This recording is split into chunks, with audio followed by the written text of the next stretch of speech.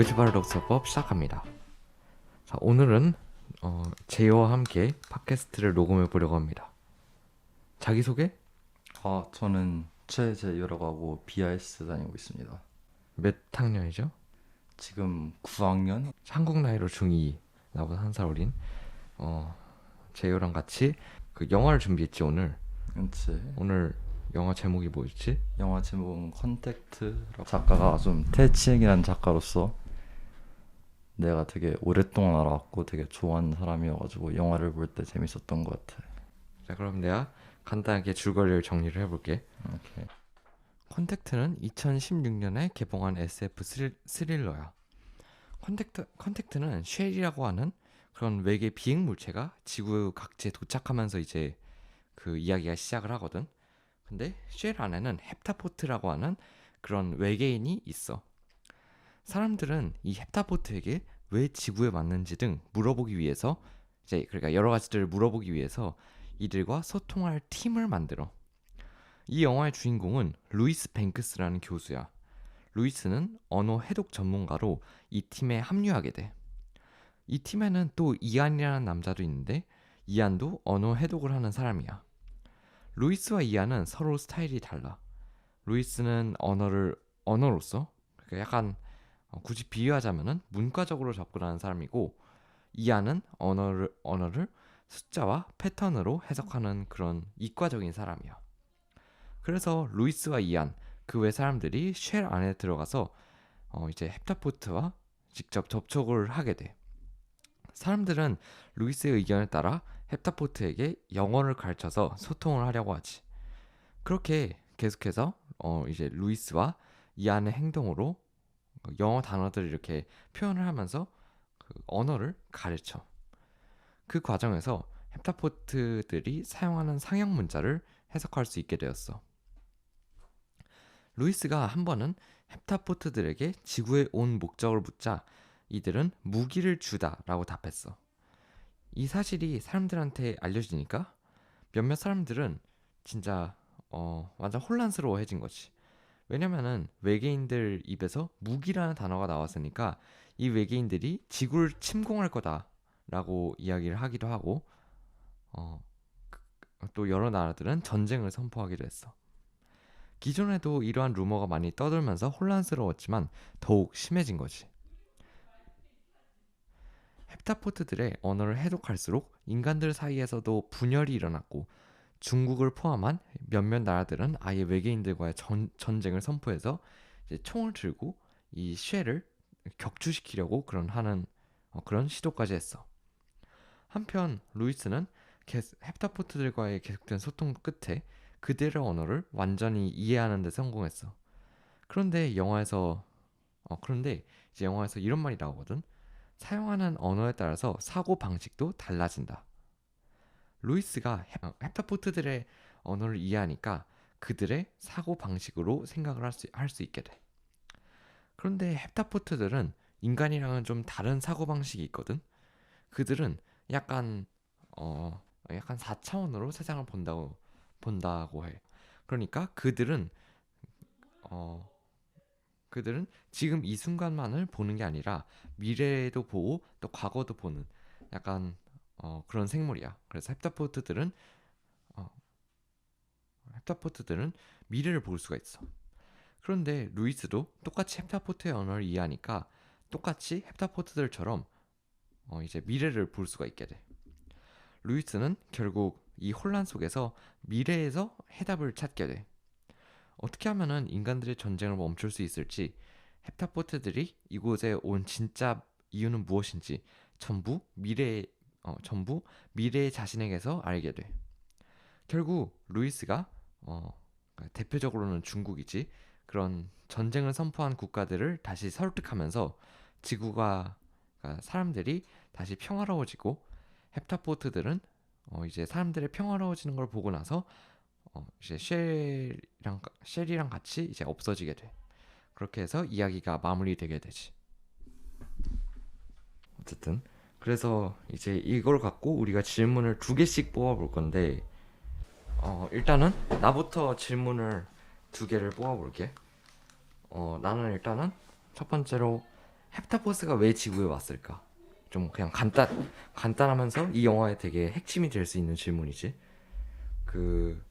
그리고 두 번째는 루이스와 이안은 다른 인간들, 그런 사람들의 소통의 차이가 뭘까에 대해서 그 질문을 뽑아봤는데, 나는 이거 둘 중에서 그 소통의 차이, 루이스와 다른 사람들 그 차이에 대해서 좀 질문을 해보려고 해.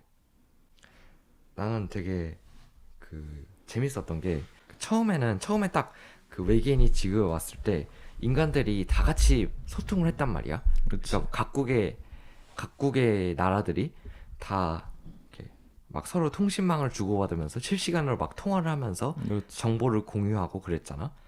근데 점점 그 뭐 헵타포스가 무기를 주다라는 말이 나왔을 때나, 아니면은 계속해서 뭔가 변화가 일어날 때, 헵타포스가 처음으로 말을 했다던가, 그런 그 변화가 일어날 때마다 인간들의 소통이 끊겼어. 그 끊긴 이유가 뭘까? 끊긴 이유가, 사람들이 그것도 사실 인간의 약간 그 공격성 때문인 것 같거든, 나는. 나는 공격성보다는 어떻게 불확실함 아닐까? 예를 들면 자기가 온라인에 누군가가 거래를 하는데 따지고 보면 그 사람이 그냥 그걸 갖고 튈 수도 있는 튈 수도 거잖아. 있지. 근데 그 반대로 다 협력을 하면 잘 될 거를 모든 국가가 알고 있는데 음, 자기가 정보를 주는데 남의 정보를 안 주면 오히려 자기만 손해가 되는 거잖아. 맞아, 맞아. 근데 만약 이 헵타포스를 사용하거나 이 의도를 알면 그 정보만으로도 나라가 훨씬 위에 설 수 있는 거니까. 맞아, 맞아, 맞아. 그게 뺏길까봐 무서워서 끊었던 거야. 아니면 자기끼리 정보를 갖고 싶어가지고 그런 걸 수도 있을 것 같아. 맞아. 아니면은 나는 만약에 진짜 헵타포스가 그 전쟁을 하려고, 우주 전쟁을 하려고 온 거다라는 걸 그 사실을 알게 되면은, 그 사실이 다른 사람들한테 알려지면은 그냥 지구가 난리가 날 거 아니야. 그런 이유도 있는 것 같아. 근데 그 제요가 그 말한 그런 것도 충분히 있는 것 같아. 어쨌든 근데 나는 이 루이스랑 다른 사람들의 어쨌든 차이에 대해서 질문을 했었잖아. 나는 그게, 루이스는 소통을 하고 다른 사람들은 소통을 안 한다고 생각했거든. 왜냐면은 루이스는 뭐 그냥 짧게 생각하면 헵타포스와도 소통을 하잖아.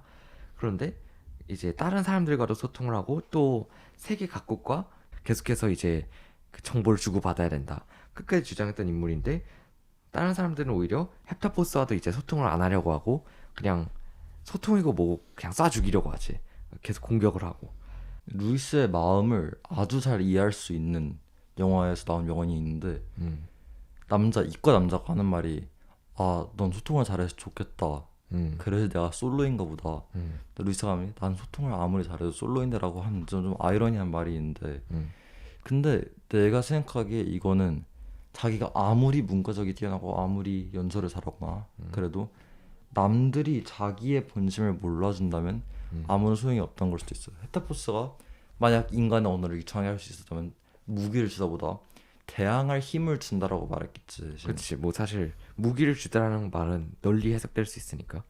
근데 그 언어의 잘못된 해석 아니면 언어가 완전 루이스가 말한 것처럼 기본부터 배우지 않으면 그런 잘못된 해석이 될 수 있다고 말했는데 루이스는 무기를 준다라고 한 그 시점 이후에도 계속 이게 잘못 해석될 수도 있다.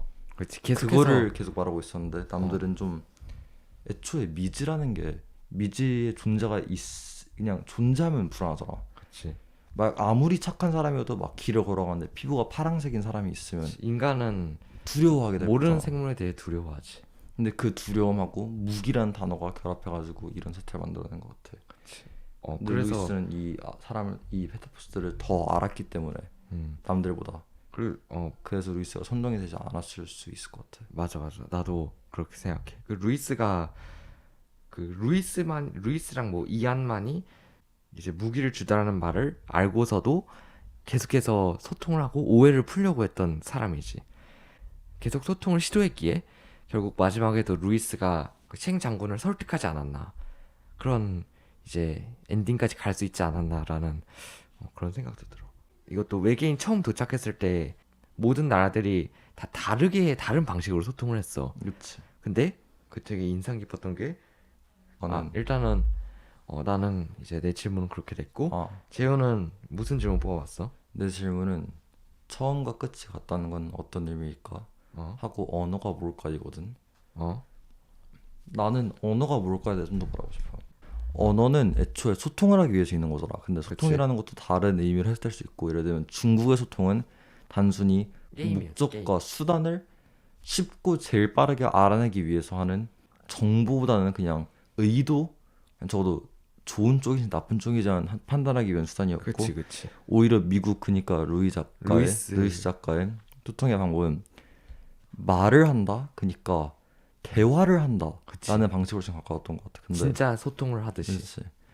근데 여기서 미국 부대의 장군이 하는 말이, 이런 조잡한, 그러니까 인간, 루이스, 뭐 이안, 휴먼, 이안. 걷다, 먹다보다 그냥 빨리 말하는 게 훨씬 효과적이라고 강조를 했는데, 어, 루이스가 거기서 하는 말이, 일단 언어라는 것 자체가 전에도 말했듯이 나는 걷다가 있으면 나는이라는 단어를 알아야 되고, 음, 걷다라는 단어가 있고, 예를 들면 너는 걷고 있냐라고 하면 질문이라는 것도 이해시켜야 되니까, 맞아. 애초에 초반 완전 애기 키우듯이 초반부터 다 쌓아오는 게 좀 많은 것 같아. 근데 여기서 보면 언어라는 게 뭘까라는 걸 보면, 헵타포스의 언어는 음, 우리가 그냥 일반 기회에서 봤다면 그냥 좀 멋진 그림이라고 생각할 수 있을 만큼 복잡하고 전혀 알 우리가 수가 아는 언어가 없는, 그치. 그렇게 안 생겼어. 근데 말을 못하는 사람들은 수화를 사용하고, 그 수화가 손 움직이는 게 그 사람한테 언어로 사용될 수도 있고, 음, 우리가 운동을 할 때도 보면 손으로 막 일로 와라 저리 가라 하는데, 그것도 어떻게 보면 일종의 언어 같은 거지. 음, 근데 언어라는 건 자기의 의도를 남한테 전해주는 거라고 생각을 하고 있어.